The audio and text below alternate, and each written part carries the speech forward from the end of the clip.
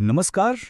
ચાલો આજે ગુજરાતના ઇતિહાસના એક એવા પ્રકરણની વાત કરીએ જે ખરેખર ઝળહળતું હતું. એક એવો સમય જ્યારે કળા, સંસ્કૃતિ અને સમૃદ્ધિ બધું જ ટોચ પર હતું. હા, આપણે વાત કરવાના છીએ સોલંકી વંશની, એટલે કે ગુજરાતના સુવર્ણ યુગની. પણ એક મિનિટ, આપણે આગળ વધીએ એ પહેલાં એક સવાલ પર વિચારીએ. જ્યારે કોઈ કહે સુવર્ણ યુગ કે ગોલ્ડન એજ, તો આપણા મગજમાં શું ચિત્ર ઊભું થાય છે? ખરેખર એવું તો શું હોય છે કોઈ સમયમાં કે ઇતિહાસના પાના પર એને આટલું મોટું સન્માન મળી જાય? આ જ સવાલનો જવાબ શોધવા માટે આપણે ક્યાંય દૂર જવાની જરૂર નથી.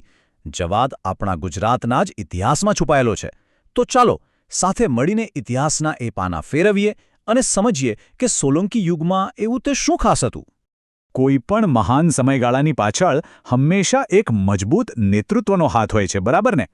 તો આ યુગની શરૂઆત પણ એના શક્તિશાળી શાસકોથી જ કરવી પડે. ચલો સૌથી પહેલા એ રાજાઓને મળીએ જેમને આ સુવર્ણ યુગના સાચા અર્થમાં શિલ્પકાર કહી શકાય.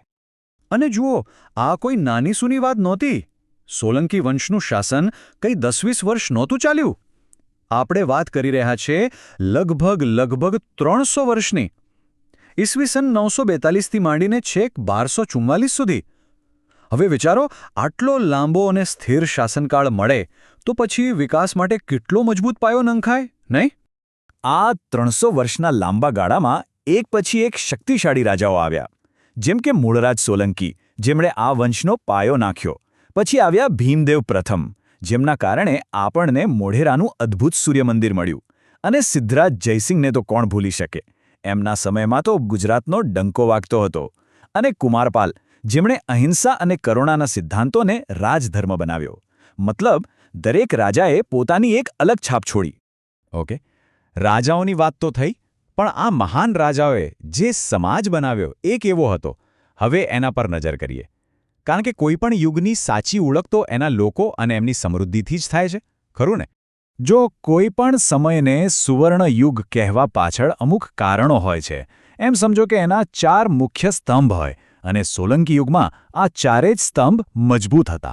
પહેલું તો રાજ્યમાં શાંતિ અને સ્થિરતા હતી. હવે શાંતિ હોય એટલે વેપાર અને ખેતીવાડી આપોઆપ વિકસે. અને જ્યારે લોકોના ખિસ્સા ભરેલા હોય ત્યારે જ કલા અને સાહિત્યને પ્રોત્સાહન મળે. બસ આ બધું જ એ સમયે ગુજરાતમાં થઈ રહ્યું હતું. અને અહીંયા જ આખી વાતનો રસપ્રદ વળાંક આવે છે. એ સમયની જે સમૃદ્ધિ હતી ને, એ ખાલી તિજોરીઓમાં બંધ ન રહી. એ સમૃદ્ધિ પથ્થરોમાં કંડારાઈ. અને એમાંથી એવી કલાકૃતિઓ અને સ્થાપત્યો બન્યા કે જે આજે સેંકડો વર્ષો પછી પણ આપણી સામે અડીખમ ઊભા છે, એક જીવંત વારસા તરીકે. તો તૈયાર છો? ચાલો હવે એ જ ભવ્ય વારસાની સફર કરીએ. અને યાદ રાખજો, આપણે ખાલી પથ્થરની ઇમારતો નથી જોવાના. આપણે એ જીવંત પુરાવા જોવાના છીએ જે આજે પણ સોલંકી યુગની ભવ્યતાની ગાથા ગાય છે. શરૂઆત કરીએ મોઢેરાના સૂર્યમંદિરથી. શું અદ્ભુત બાંધકામ છે! આ ખાલી એક પૂજાનું સ્થળ નથી. આ તો વિજ્ઞાન, ગણિત અને કળાનો એક જબરદસ્ત સંગમ છે. જરા કલ્પના તો કરો, આજથી 1000 વર્ષ પહેલાં કોઈ ટેકનોલોજી વગર એવી ગોઠવણ કરવી કે સૂર્યનું પહેલું કિરણ સીધું ગર્ભગૃહમાં રહેલી મૂર્તિ પર પડે. માનવામાં આવે છે ખરેખર અકલ્પનીય. અને હવે રાણી કી વાવ. આમ તો નામ વાવ છે, પણ હકીકતમાં આ જમીનની અંદર ઉતરતો એક 7 માળનો ભવ્ય મહેલ છે. એની એક દિવાલ પર એટલી બારીક કોતરણી અને હજારો શિલ્પો છે કે જોતા જ રહી જવાય. એ સમયની શિલ્પકળા કેટલી ઉચ્ચ કક્ષાની હશે, એનો આનાથી મોટો કોઈ પુરાવો ન હોઈ શકે. અને પછી છે સિદ્ધપુરનો રુદ્ર મહાલય. હા, આજે એ પોતાની મૂળ સ્થિતિમાં નથી, ખંડેર જેવો દેખાય છે. પણ એના બચેલા અવશેષો પણ એટલા વિશાળ અને ભવ્ય છે ને કે એ જોઈને જ અંદાજ આવી જાય કે જ્યારે આખો ઊભો હશે ત્યારે કેવો દેખાતો હશે. એ સમયના શાસકોની મહત્વાકાંક્ષા અને કળાનું આ જીવંત પ્રતીક છે. તો આપણે શક્તિશાળી રાજાઓ વિશે જાણ્યું, લોકોની સમૃદ્ધિ જોઈ અને એમના બનાવેલા અદ્ભુત સ્થાપત્યોની પણ વાત કરી. હવે આ બધા ટુકડાઓને જોડીએ અને આપણા એ પહેલા સવાલ પર પાછા આવીએ કે આ બધી બાબતોને જોતા સોલંકી યુગનું ખરું મહત્વ શું હતું? તો હવે આપણને જવાબ મળ્યો. સુવર્ણ યુગ એટલે શું?